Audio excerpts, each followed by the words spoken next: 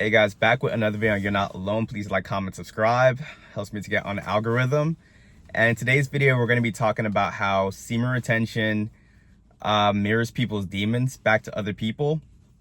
So it doesn't even just have to be semen retention, but because it's one of the highest vibrational practices that you can do, it becomes a lot more apparent, a lot more obvious, and it happens extremely fast, like the longer you stay on the practice. So this is why when you first start hopping on the practice, you start getting haters in the beginning, because you start this thing called like the purging process. And a lot of people that was around you before you started semen retention was because you guys were matching like the same frequency. You didn't make these people uncomfortable. You guys were like pretty much like all living in an illusion, but somehow, somewhere, you discovered semen retention and you're like, okay, let me take this like kind of serious. You hit a week here, 2 weeks, and now your frequency is getting a little bit higher. And now the people around you, they're subconsciously feeling like what you are doing. And when you get around these people, what they're feeling is all the things that they refuse to work on as a person. Because also too, semen retention is allowing you to purge your demons within inside yourself. So as you're purging your demons and starting to build this light within you, that light will irritate those people's demons.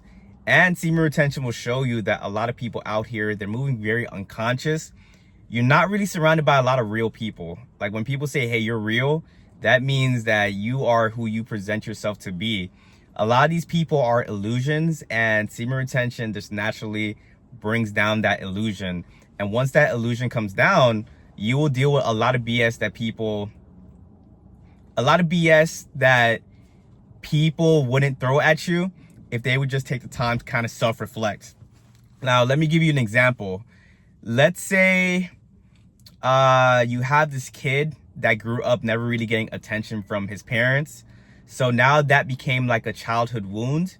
And now the ego, as that child is getting older, that ego is making that said person still crave that attention and validation because they didn't get that from the past. Now that is like a demon within itself. Some people will do whatever they can in this world to get attention and validation, but let's bring it back to the point.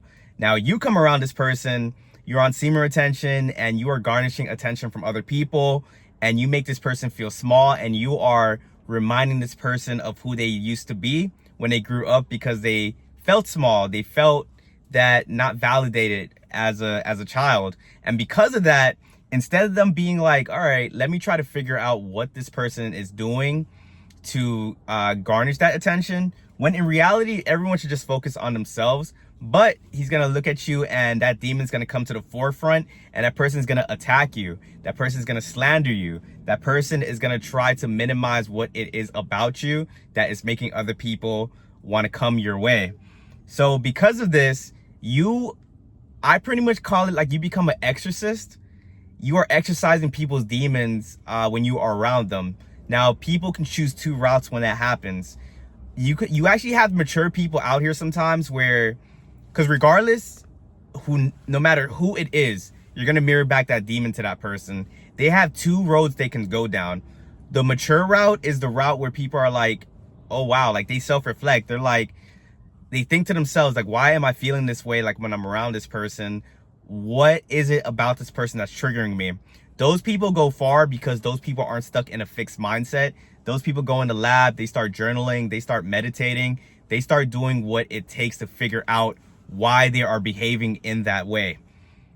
Then the other route is people that are stuck in a fixed mindset, or people that don't even understand how this reality works and what is even happening. Now, those are the people that's going to be attacking you and doing all these different type of things. And there's like levels to your attackers. You will have like the annoying people that it's easy to ignore.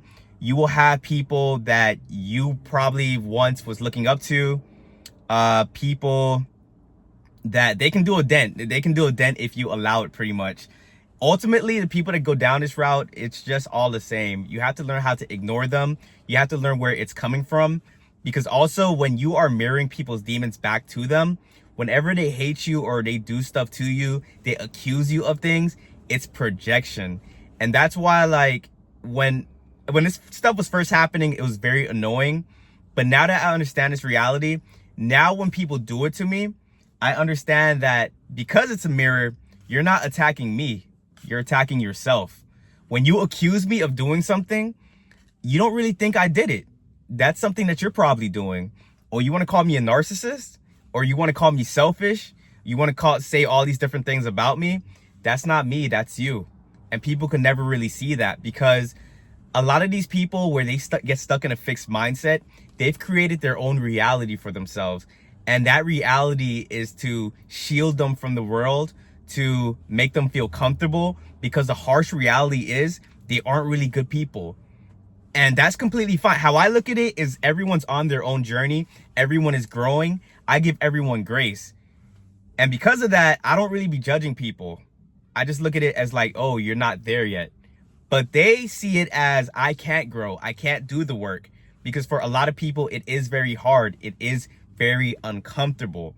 So those people build a delusional reality where they don't have to face these truths about themselves.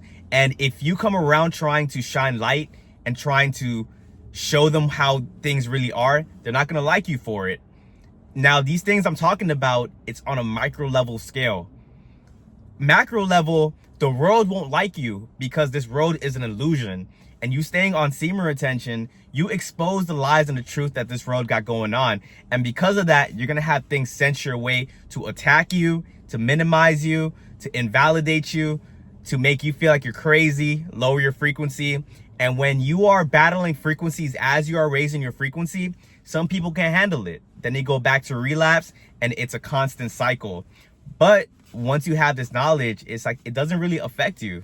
The negativity people throw your way, it's not about you. Don't take it personal. If you guys want a book to help with that, The 4 Agreements, it's never really about you. It's just always something people have going on. And your thoughts create your reality. So in the beginning, when it's happening, if you get really down about it, you will just attract more of that to you. But you have to get to a point where you rise above it. You give these people grace. You show love when you want to show anger and vengeance, all those different things. Because understand, you were there at one point as well too. And wouldn't you want someone to give you grace when you were spazzing out and whatnot? I know I would. But if you stay in the beginning stages of like, man, these people are horrible, eye for an eye, all these different things, it's just going to hinder your SR journey at the end of the day. I attested to when you first hop on semen retention, it's kind of like you're in your villain era. But then as you stay longer on it, you get that mindset of, I have no enemies. And it's not to say I don't want a spiritual bypass and say that once you understand that, you won't have anyone coming at you. It's just that they don't really have an effect at you at that point. You become like Neo in the Matrix, catching bullets and understanding that you don't really have to dodge these attacks anymore. You understand what it is. And when the old you would get very bothered, very in your feelings about these attacks, you kind of just look at these people and just think to yourself like, man, maybe one day you are going to figure it out. And you just become a person that has to lead by example, because human beings, you can try to tell people in the moment what they're doing, they're not going to understand you. Human beings hate being told what to do. You got to like learn how to lead by example. Maybe when that one person came at you sideways and did something foul and you chose to take the high road, maybe that was the catalyst to start that person on a journey of his own journey of self-growth and getting better. But yeah, guys, you become a mirror on this practice. As always, if you guys found any value within this video, please like, comment, subscribe, and I'll catch you guys on the next video. Peace.